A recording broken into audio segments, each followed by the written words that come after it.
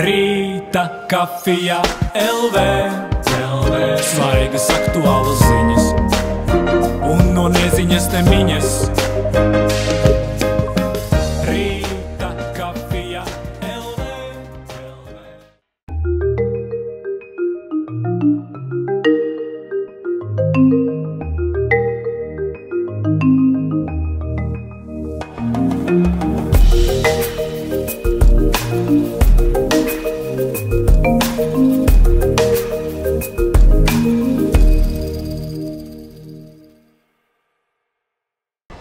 Labrīt, Rīta kafija skatītāji, labrīt, Rīga TV 24 skatītāji, labrīt, Coffee Tower kafejnīcu fani. Pie manis ciemos atnācis ir Mārtiņš Bondars.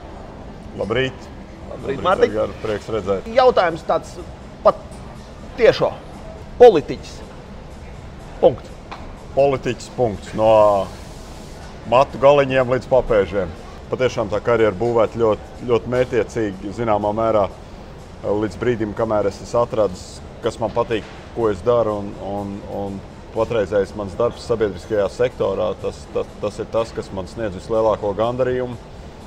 Un, jā, es to daru ar prieku un milzīgu aizrautību, dažreiz varbūt pārāk daudz. Tu saki, mērķiecīgi uz to iet, tāds zīmīgākais brīdis šķiet šī Harvard, šī skola, Amerika. Harvard bija faktiski tas pēdējais puzle gabaliņš, kurš bija jāieliek, lai es būtu, pilnībā gatavs sabiedriskajam darbam. Pieredze man bija, nostrādājot 7 gadus gan pie Vairsvīgas Freibergas, gan drīz gadu esot par premjeru biroju vadītāju. Kontakti bija izveidojušies arī šajā laikā. Un tas, kas pietrūka, bija tāds fundamentāls akadēmisks zināšanas par sabiedrības un valsts pārvaldību. Un, protams, Harvard tā noteikti bija tā vieta, kur jebkurš cilvēks, kurš gribētu darboties valsts pārvaldē, gribētu arī nokļūt, tāpēc, ka tā ir viena no labākām pārvaldības skolām pasaulē. Aizskarot Amerikas tēmu, dalītas jūtas. Es esmu latvietis, es mīlu Latviju, man šeit ļoti patīk, bet tas, cik viegli ir Amerikā dzīvot, tas rada tādu vilinājumu. Varbūt nākotne ir jāsaista kaut kādā veidā ar Ameriku. Nav tādas idejas. Nebija tajā laikā, kad Harvarda vai varbūt, es nezinu. Jā, pirms tam es arī bakalaura grādu ieguvu Amerikā un arī, protams, pēc maģistra grāda iegūšanas, vienmēr var lūkoties pēc darbiem citur pasaulē, ieskaitot Ameriku. Tā pašā laikā Latvija tā ir mana zeme, tie ir mani cilvēki, kas ir tā mana sociālā vide, kur es nekādā veidā uz Ameriku nevaru pārnest. Jā, man Amerika ļoti patīk. Jā, es vienmēr ar lielāko prieku atgriežos tajās vietās, gan kur es esmu mācījies, gan kur man ir draugi, bet tajā pašā laikā mājas ir mājas. Ko draugi saka par jauno Amerikas izvēli prezidentu? Dažādi. Man ir draugi vienā politiskajā spektrā un otrā, un ir draugi, kur ir sajūsmā par to, kas ir noticis, un ir draugi, kas saka, ka pasaule beigsies drīz. Es drīkstu jautāt tavu viedokli par šo? Jā, protams. Tā man nostāja attiecībā par citu valstu prezidentu, jebkurām vēlēšanām tas ir to cilvēku ziņā. Ir sevišķi demokrātiskās valstīs, nedemokrātiskās tas citādāk, bet tās sabiedrības izvēle, ļoti mērķiecīgi skaidra izvēle par labu vienam konkrētam kandidātam. Un var jau tur spriedelēt, kurš iegūtu varbūt tik balsis vairāk vai tik balsis mazāk, bet jā, atbilstoši tai vēlēšanu sistēmai, Donalds Trumps uzvarēja vēlēšanas un nākošos 4 gadus pasaules ietekmīgākās ekonomikas, ietekmīgākās drošības politikas spēlētāji vadībā būs Donalds Trumps. Par šis politiķis un punkts, par to man jautājums ir šobrīd. Mēs redzam, Donalds Trumps nav politiķis. Viņš ir uzņēmējs un viņš tiek tik ļoti svarīgā amatā. Mēs redzam Latvijā, kad arī nav jābūt politiķim, nav jābūt izglītībai ar to saistītai, var arī tikt Saeimā. Es arī varbūt gribētu. Man ir idejas, ko es gribētu šajā valstī uzlabot un mainīt par labu, bet kam ir jāpiemīt cilvēkam, lai viņš varētu kaut ko sasniegt tajā valstī, kurā viņš grib sasniegt? Pirmais jautājums, ejot uz jebkuru publisko amatu, kāpēc tu vēlies to darīt? Un ļoti svarīgi rast šo atbildi. Es šobrīd pilnīgi negribētu teikt, ka Trumps nav politiķis. Izejot jau gandrīz 2 gadu vēlēšanu kampaņu ciklam, Trumps ir pilnībā politiķis. Daudz lielāks politiķis nekā iespējams mēs daudzus pazīstam šeit vaigā ikdienā, redzot vai nu mūsu televizoru ekrānos, vai varbūt tepat kaimiņos strādājam un dzīvojam. Jo tas siets, kuram jāiziet cauri Amerikas prezidenta kandidātam, lai uzvarētu vēlēšanas, ir vienkārši nežēlīgs. Vienkārši nežēlīgs. To droši vien var runāt, zinot arī, kā tas ir Latvijā, kandidēt uz prezidenta amatu. Pēc būtības to, ko es vēlējos, un tas arī tavs jautājums par kandidēšanu Latvijā, tas, ko es vēlējos ar savu kandidēšanu uz prezidenta amatu Latvijā izdarīt, mainīt kaut kādā veidā politisko kultūru. Jo Latvija nav ieguvēja no tā, ka prezidentu, es gribētu teikt, ieliek amatā, ne pat ievēl, ieliek amatā aizkulisēs vienojoties kaut kādiem politiķiem par kaut ko nezinām.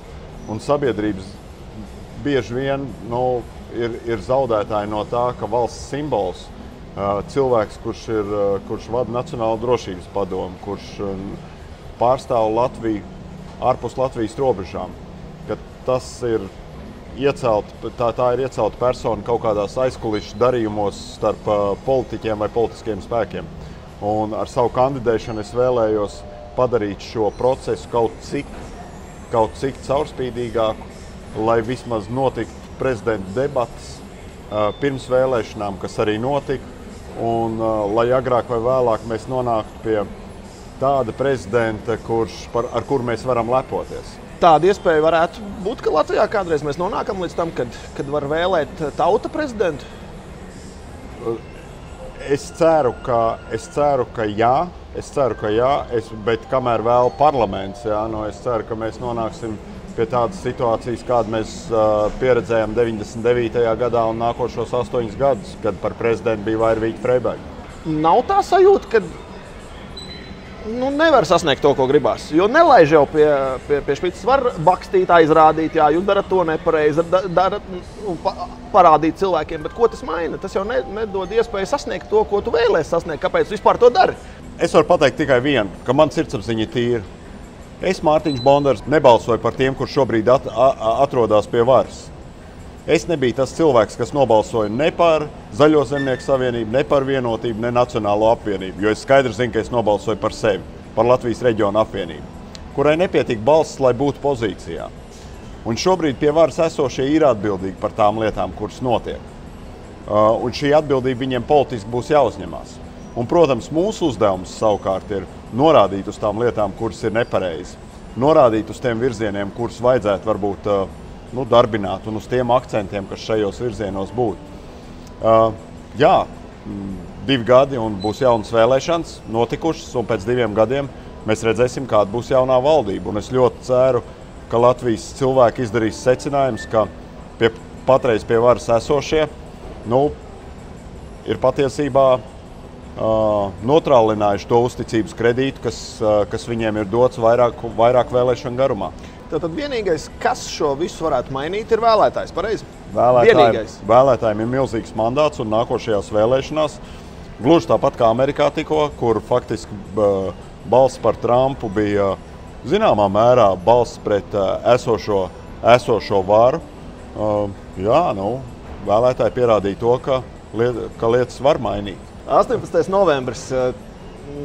Mārtiņš Bondars, politiķis, slīpsvītra, patriots?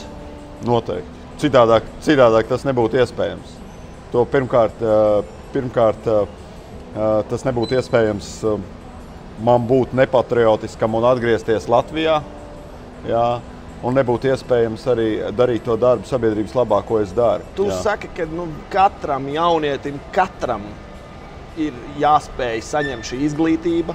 Un gandrīz tā, ka jebkurā pasaules malā, jebkurā pasaules vietā un vēl jau vairāk savā valstī. Pirmkārt, izglītības loma manā izpratnē mēs šo pasauli atstāsim jebkurš šo pasauli atstās mācoties un strādājot.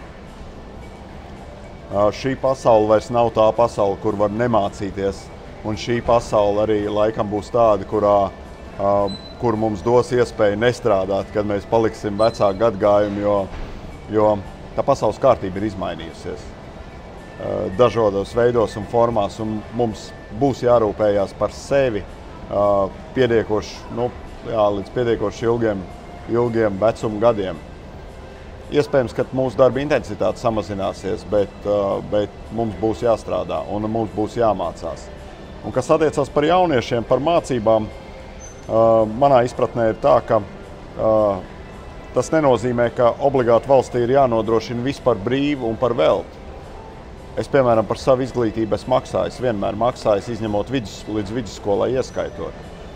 Bet es vienmēr to izglītību uztvēru kā kaut ko tādu, ar kuru es tālāk varēšu veidot savu profesionālo karjeru, kur tās zināšanas man ir nepieciešamas.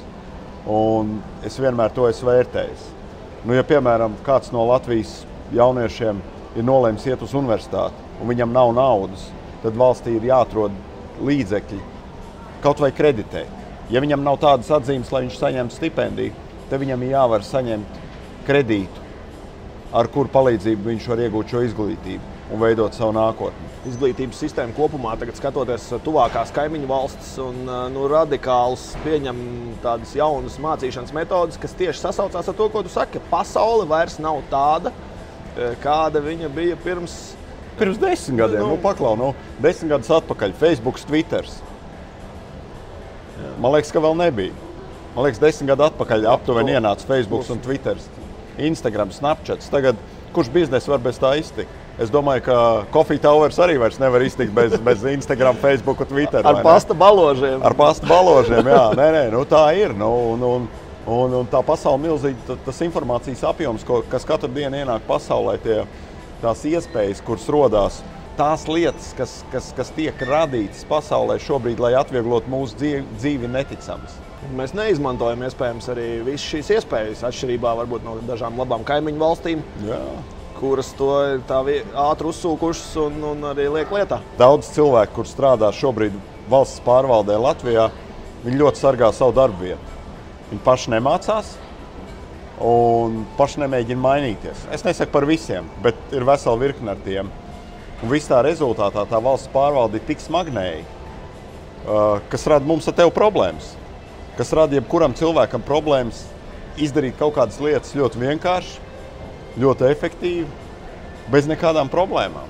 Mārtiņš Bondars uzņēmējs. Tas, ko es esmu darījis, es esmu bijis enerģētikas biznesā un attīstījis ļoti augstu riska biznesu, kas saucās naftas, teiksim tā, palīdzējis attīstīt naftas kompānijām projektu par naftas izpēti Baltijas jūrā. Un arī, protams, tikuši līdz urbumam un par nožēlu ieorbjot 1,5 kilometru dziļumā ir atklājies, ka tas rezervārs nevis ir nafta, bet rezervārs ir ūdens. Pilnīgi. Un ne mazāk, ne vairāk kā 10 miljoni tika pazaudēti šajā projektā. Ne manas naudas, bet to klientu naudas, jā, protams. Klienti viņi paši veic visas izpētes un tā tālāk, bet lai varētu operēt valstī, kurā nav sava naftas likumdošana, kurā nav izpratne kopumā par to, kādā veidā šo procesu organizēt,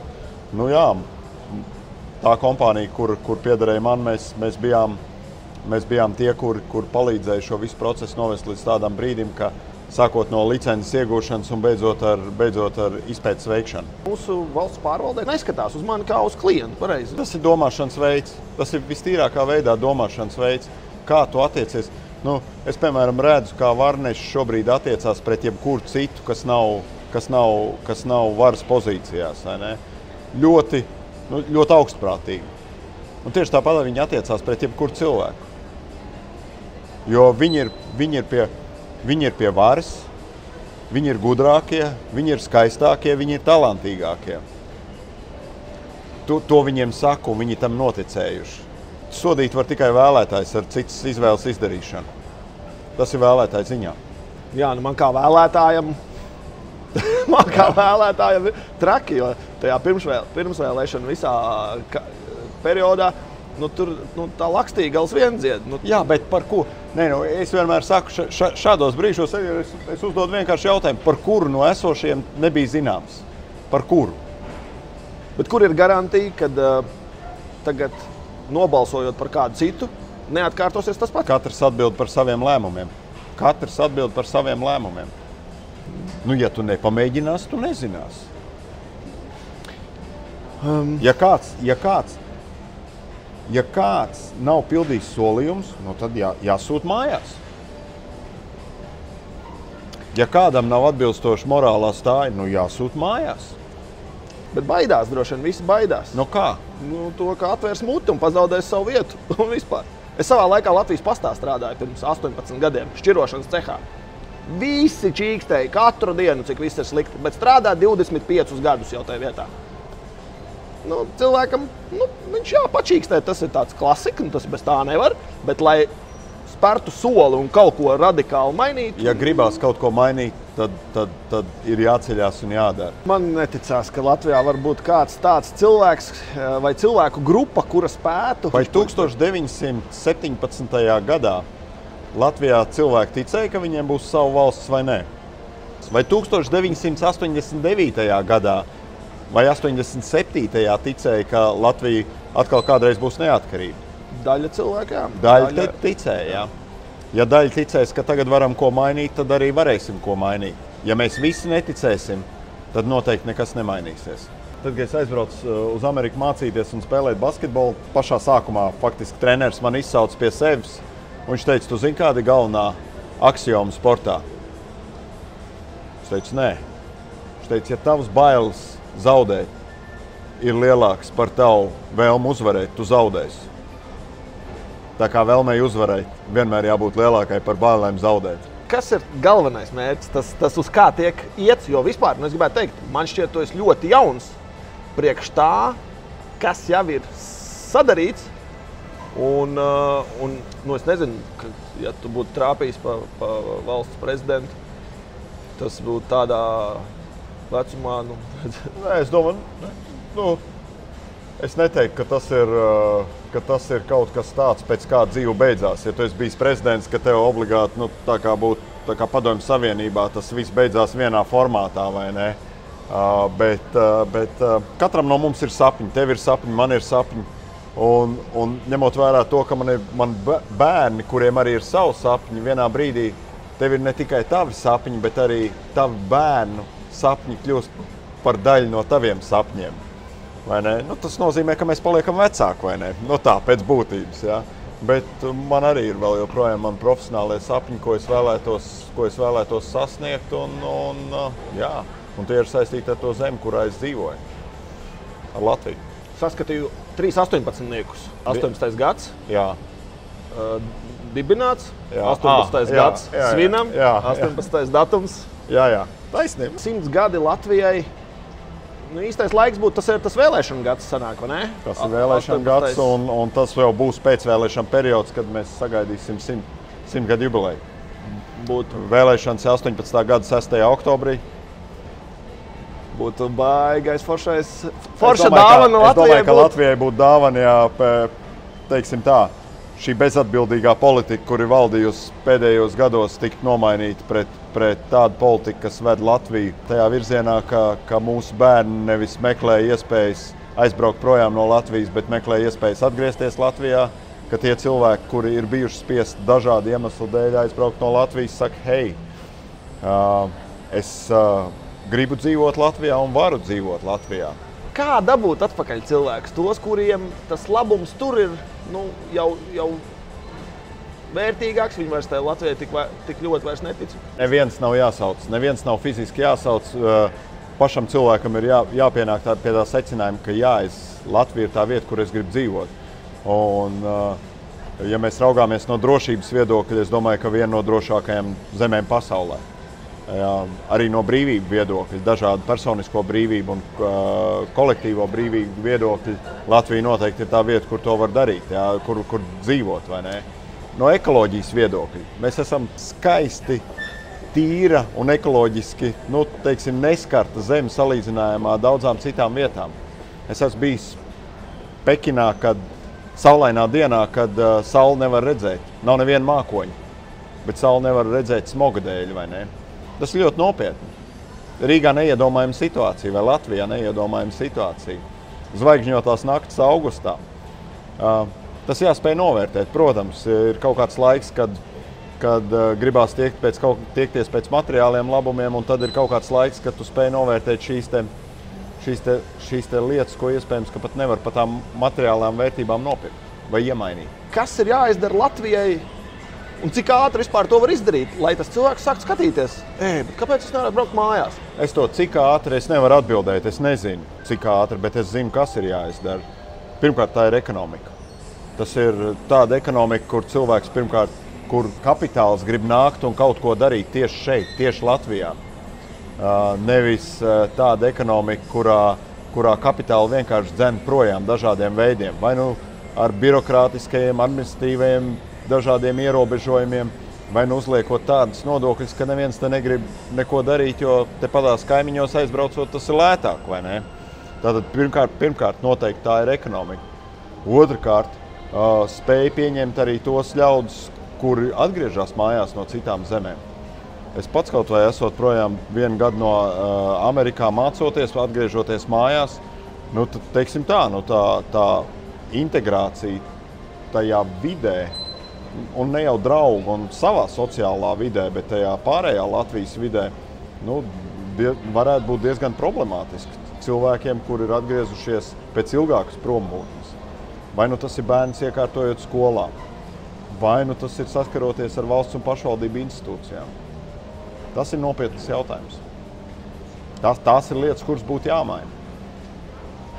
Jā, un tad... Vai tu esi gaidīts, vai tava valsts, vai 18. novembris, tas ir jautājums par piederību. Ir vesela virkne Latvijā cilvēki, kur ir sevi izglītojuši, kur ir mērķiecīgi gājuši uz kaut kādām profesionālu, pietiekoši augstu standartu sasniegšanas, lai atgrieztos Latvijā un saprastu, ka, zinat, šeit profesionālajiem standartam nav nozīme. Šeit ir nozīme patreizajā brīdī tikai tam, kādai partijai vai kādam klanam tu piederi. Un tā ir nenormāla situācija. Tā ir vienkārši nenormāla situācija. Es pārliecināts, ka to varētu mainīt, vai ne? To var mainīt. Un ne tikai to var mainīt, bet tas ir jāmaina. Jo pretējā gadījumā Latvija zināmā mērā ir nolēmta tam, ka šeit tie cilvēki, kuri ir aktīvajā ekonomiskajā vecumā, vairs šeit neuzturēsies. Un to saprot visi. Tikai tas jautājums ir, kādā veidā pārliecināt tai vēlēšanu brīdī, ka lai nebūtu tas sindroms, pa ko tu saki, vai tad var mainīt, un vai tad tie, kuriem mēs no jauna iedosim mandātu, vai tad tie mums neliks vilties. Tad, ja liks vilties, tad meklē nākošos. Ja nepatīk, kā notiek, tad ej un dari pats. Katra paša rokās. Jā, tas ir jautājums par to, vai mēs spējam noticēt, ka mēs varam, un tad, kad mēs noticam, vai mēs spējam darīt tās lietas, kuras ir nepieciešams, lai mēs sasniegtu rezultātu. Varētu tā būt, ka cilvēkam bail ir? Es melotu, ja man vispār nav tāda sindroma kā baļas sindroma. Es pat katru reizi, kad es eju Saeimas tribīnē runāt, man vienmēr ir tas adrenalīns, jānokoncentrējās, jāsaņemās, jāizdara tas darbs pēc iespējas labāk. Protams, ka tev iekšēji tev ir tā sajūta, kas būs, ja tā vai notiks vai nenotiks. Jā, vienmēr jābūt ir gatavam plānam A, B, C. Es gribētu teikt, ka man nebūtu, ja man ievēlēt par prezidentu, jāsaka, ka tagad ir vispirms jāierauj. Tā saucās gatavošanās dažādiem scenārijiem. Ir riski, kurus mēs varam novērst, un šie ir viena no tiem. Man šķiet, ka svētku nedēļas kontekstā mēs esam ar Mārtiņu Bondaru pārunājuši ļoti daudz lietas. Es esmu ļoti pārsteigts par šī cilvēka darbspējām. Paldies. Priecīgus svētkus, un es domāju, ka tiksimies vēl kaut kur. Nākošreiz, vai ne? Rīta kafija LV.